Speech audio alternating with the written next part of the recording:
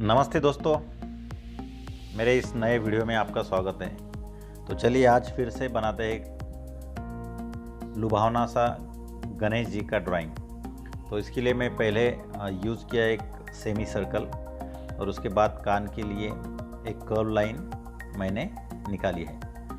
तो अब दूसरी कर्व लाइन जो कान का निचला हिस्सा है, निचला मीन्स ऊपर के हिस्से का निचला हिस्सा, उसके लिए यूज़ की। और जो गणपति जी का चीक रहता है उसके लिए और एक कर्व लाइन, ये कान के लिए मैं लगा रहा हूँ दूसरी कर्व लाइन। अब ये कान अपना गणपति जी का पूरा हो गया।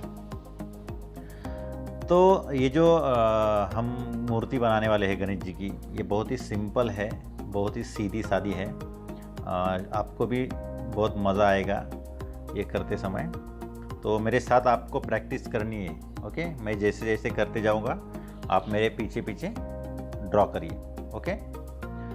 तो यहाँ पर हम गणेश जी का एक दांत निकाल रहे हैं।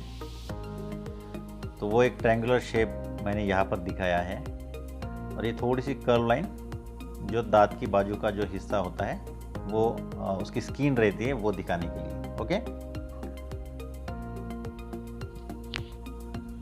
अब गणपति जी का हम आँख निकालते हैं। आँखों के लिए देखिए जैसे कि आलमंड रहता है अपना बादाम, तो उसके जैसा शेप आपको निकालना है। और एक सेमी सर्कल आँखों के लिए। अब इस सेमी सर्कल के अंदर और एक छोटा सेमी सर्कल मैं यूज़ करूँगा। और जो अभी नया किया है उसको ब्लैक स्केच पेन से या पेंसिल से आप फिल कर लो।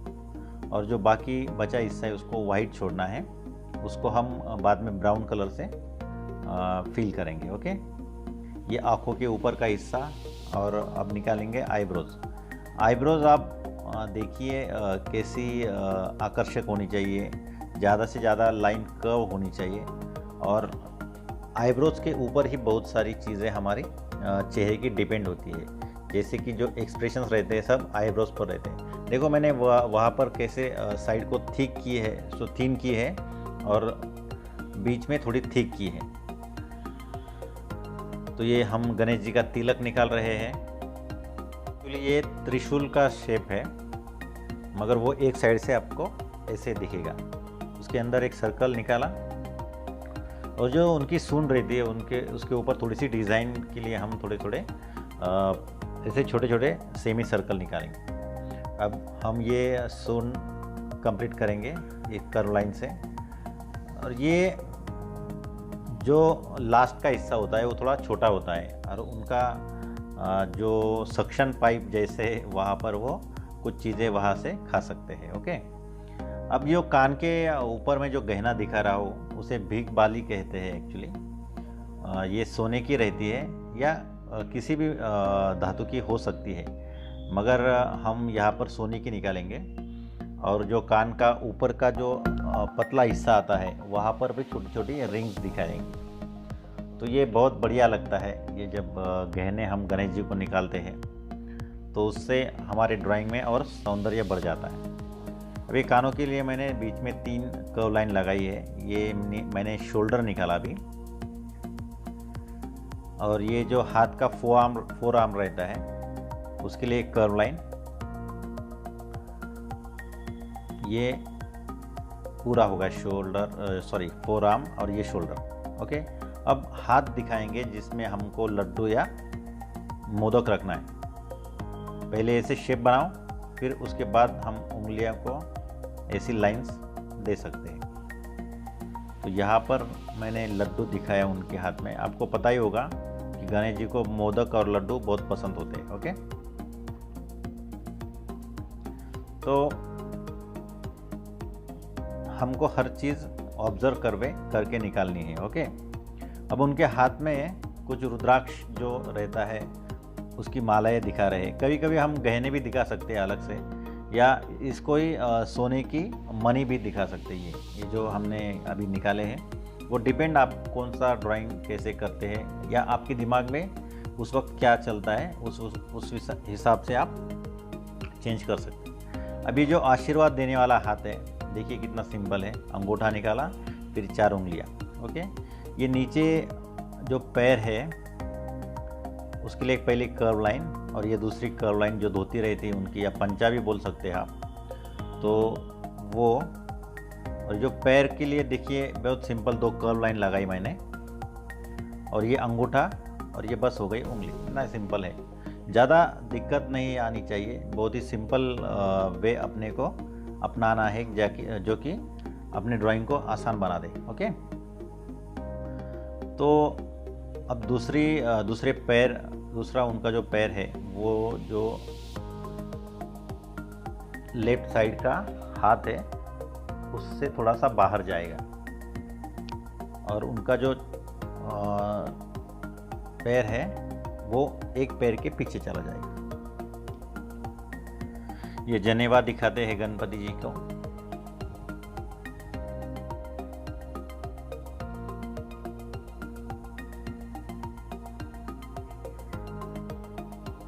ये थोड़ा सा बाहर गया हुआ हिस्सा हम ऐड कर देंगे वो, तो और लाइव लगेगा। ओके, तो सारी बारीक चीज़ें देखने के बाद हमको कलर की तरफ जाना है। पहले पूरी देख लेना है कहाँ पर कुछ रह गया तो नहीं। और आपको कभी भी पहले पेंसिल से काम करना है। पेंसिल से काम करने के बाद फिर स्केच पेन से आउटलाइन करनी है। जब तक आपकी तसल्ली नहीं हो जाती कि ये पूरा ठीक से हुआ है या नहीं हुआ है, तब तक आपको स्केच पेन से आउटलाइन नहीं करनी। लेकिन और एक बात यह है, स्केच पेन से आउटलाइन करने से पहले कभी भी पेंसिल का जो काम रहता है वो इरेज करना है, क्योंकि कलर होने के बाद हम जब इरेज करने जाएंगे तो वो पूरी तरह से मिटता नहीं और दिखने में भी वो बहुत ख़राब दिखता है। तो ख्याल रखिए कि क्लीन होना चाहिए। जितना आपका ड्राइंग क्लीन होगा उतना वो अच्छा दिखेगा। अब इस हार निकाला है हमने गले में उनके, उसके बाद जो उनका पंचा है वहाँ पर थोड़ी सी डिज़ाइन की।